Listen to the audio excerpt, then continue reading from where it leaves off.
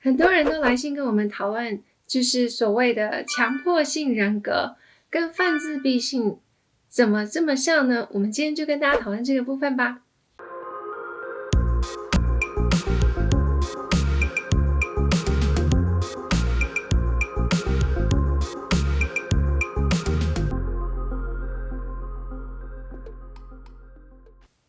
Hello，各位朋友，大家好，我是美国加州临床心理师 Caitlin， 欢迎来到我的频道。一样在我们开始之前呢，先跟大家提醒一下，我们这个频道是跟心理相关的，所以如果你对于这样子的议题有兴趣的话，麻烦帮我们按下订阅跟小铃铛哦，这样我们一有新的影片的时候，你就可以收到通知了。一样先跟大家复习一下，所谓的强迫性人格呢，跟强迫症是不一样的哟。强迫性人格他们的特点在于他们非常的注重完美，有一点过度于极端，而且不知变通，以至于他们在做人做事方面呢，可能就因此而有所严重的影响。那至于泛自闭症呢，他们其实就是属于自闭症，又或者是呢亚斯伯格等等之类，我们称他们为在 spectrum 上面的人。那这个呢，其实就是在所谓的自闭症光谱上面的人，他们是属于 neurodivergent。我们之前有一个影片有讨论过了，就是神经多元的一个族群。那泛自闭障碍的人呢，通常他们也会在行为上面有一些比较固着的部分，所以呢，这两者在某些行为上面是有一些相似处的。我们今天来跟大家讨论一下他们相似的地方有哪些。那当然他们的形成原因不太一样。强迫性人格呢，大部分的人会提到，就是他们可能从小成长的过程当中呢，父母是比较权威性的一个教育，以至于呢，他们在成长过程当中会有非常高压的一些要求，那它会影响这个人对于人、对于世界、对于关系等等之类的观感，以至于他们觉得在成长过程当中没有觉得自己有得到太多的关爱或情感上的支持，而导致他们有强迫性的人格。而至于自闭症又泛自闭症，这些人呢，他们是之所以会有泛自闭症，是跟他们的大脑运作有关，而这在他们的童年时期或者是青春期就会被诊断出来。当然也有人是在成年之后才被诊断出来，那这其实跟他们自己的大脑的运作是有相关的，所以这个是他这一辈子基本上原则上都会是这个样子，不太会有太多的改变。当然，透过一些后天的科技和自身的努力是有机会有所改变的，或者是对于某一些症状或行为是可以改善的哦。那我们今天就来讨论一下他们相似的地方有哪些。第一个呢，就是情绪的一些掩饰。他们呢，在各种环境下其实都会想要让自己看起来是很好的。那在强迫性人格，他们的原因是来自于他们要求完美，所以每一件事情都是要看起来很好的。那至于泛自闭障碍的人呢，是因为他们很想要 fit in， 因为泛自闭障碍的人呢，他们可能小时候没有觉得自己有哪里不一样，但是常常被欺负，又或者是他开始自觉自己跟别人不太一样，所以很努力的想要跟大家一样的时候，会不太会愿意去表达自己的情绪。那所以呢，用言语来去表达他们的感受是相对是困难的，在选择他要怎么说，还要怎么样去表达，对于泛自闭障碍的人呢，其实是会有一定程度的困难。在有强迫性人格的患者呢，他们一般是因为在别人面前要表现自己很脆弱的那一边是有困难的，所以通常只有在私底下自己一个人的时候呢，他们才会有一种情绪爆发的一个状态。第二个呢，就是 black and white thinking， 就是非黑即白的那种思维模式。他们很难去改变这种，就是你不是好就是坏，很少有中间或者是灰色地带的这个部分。他们只会觉得你就是非得要这样做，你没有做到这样，那就是你做不好啊，不会有觉得说那可能你还在努力。那这在强迫性人格当中，是因为他们对于很多事情都有一定的既定标准，所以他会觉得你没有照到这个标准做就是错的。而在泛自闭症的这个部分呢，则是因为他们会觉得所有的事情应该都要照着那个规矩走，如果没有的话，他会没有办法理解怎么会是不照着规矩走，他不会觉得应该会有多元的一个状态，而是就是这样。那所以他们在处理事情上面就是一个非黑即白。第三个呢，就是他们都非常的注重规矩，包括所有的东西都要放好，放到固定的一个样子。所以如果你把他的东西拿走了，没有放回去，或者是放好的话，对他们来说都是非常极度有压力的一件事情。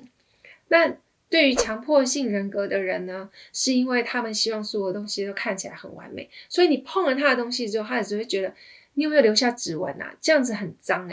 又或者是呢，你这样子东西放好没有在45度角，不够好看，东西要放好。那至于泛自闭性的人呢，他们则是你把他东西拿走，然后没有放好，对他来说他会觉得这是一个很就是天大的事情，他会觉得东西为什么不把它放回去呢？怎么会是不在这呢？他会生气，他会觉得没有办法接受东西不是照这样子的规矩走。如果他的所谓的规矩包括了，如果我是必须要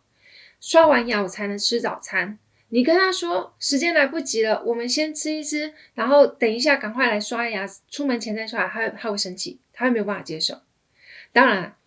闲聊一下，就是其实是应该要先刷牙再吃早餐，因为口中的酸碱性不同。 Anyway， 这个只是闲聊一下。但是呢，对于泛自闭性的人呢，其实就是他们对于所谓的规矩，就是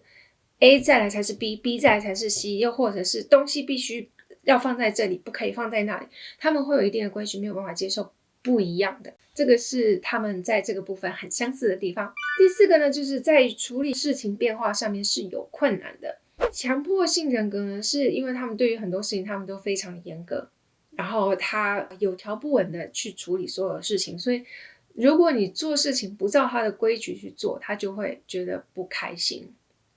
那至于泛自闭性的人呢，他们则是觉得他们想要去他们固定的地方，他去这间店，他就是要去买这个东西，然后每一次都是这样子，他就很开心，就很 OK。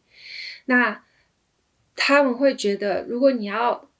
吃蚵仔米线，你只能去这一间，就是一直去这一间。如果你跟他说对面开了一间新的，他会没有办法理解为什么要去新的。当然这是比较极端的一些状况，但是大部分的时候，如果有一些变化，例如说突然改变一下行程啊，或者是突然改变一些事情，对他们来说都是非常的挑战性的事情。那至于强迫症的真正的根本的原因，是因为他们的控制性。他想要知道，就是我做这件事情，我做这个选择原则上是不会错的。如果我去做这件事情，可是做另外一个选择，我有可能会做错选择，我没有办法接受做错这件事情，所以他们比较多是一个想要控制的那个部分。第五个呢，就是他们都很喜欢事情的对称，他们对于对称性有一种狂热。那从强迫性人格的那个角度来看，就是这样子看起来就是干净、完整、完美的一个状态。所以他们喜欢事情是这样，而对于泛自闭性人格的人呢，则是他们就是喜欢事情是他原来的样子，他是这样就是这样，就不要再动它了。如果动了，他就想要再把它摆回去原来的样子，就不想要有所改变。这是泛自闭症的人呢会有的一些行为。第六个呢，其实跟我们刚刚讲的都非常像，就是非常的会注重细节，然后也会去挑错误，很挑剔的一个部分。那在这两者呢，都会很容易注意到生活啦，或者是工作里头的一些错误，他们很容易会发现一点点不同，他们就会注意到。所以他们在于很多事情呢，他们会注意到的是一个非常细的一个地方，而这两者的差别就是在于泛自闭性的人呢，他们是因为他们很清楚所有的事情应该是怎么样，所以当有一点点不一样的时候，他们那个就是这方面的神经就是特别的敏感，所以他就会注意到。对他来说有一点点不一样，那其实就是一种感官的刺激了，他就是会看到，他就是会注意到。那至于强迫性人格呢，他们对于事情那个细节跟错误，他们就是容忍度非常的低，耐性也非常的低，他们的包容度非常的低，所以他没有办法包容，就是你有一点点错，他就不断的去纠正那些错，不断的去挑剔那些错。那这是他们两个在这个部分也是很相似的一个地方。第7个呢，就是完美主义。那这两个人呢，其实都有完美主义的一个倾向。那